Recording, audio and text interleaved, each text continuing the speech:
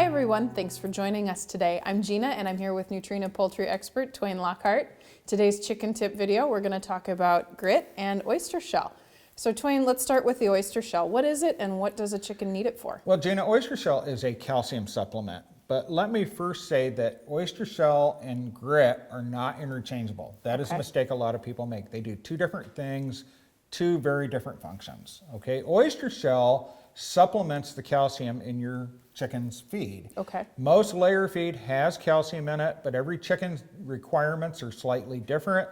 You put this out free choice, the girls will eat it as they need it. Now you may notice, hey, my girls don't like it or they don't eat it. It's not that they don't like it, they don't need it. Okay. The exception would be your meat chickens, your Cornish crosses, don't put that out there for them. They will just eat it just because.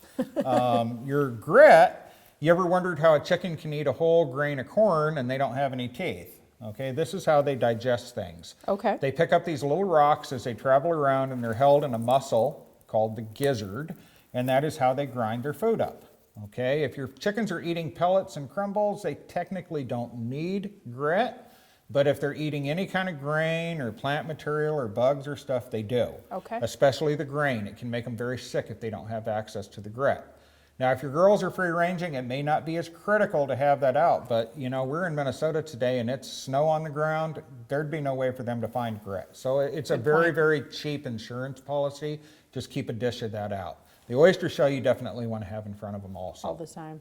So, and you always tell us, when in doubt, put it out, right? When in doubt, put it out. All right, thank you, Twain. Thank you. There you have it, folks. Thanks for joining Twain and I on today's chicken tip from Nutrena. We hope you've learned something new, and be sure to check out NutrenaPoultryFeed.com to find the feed that's right for your flock.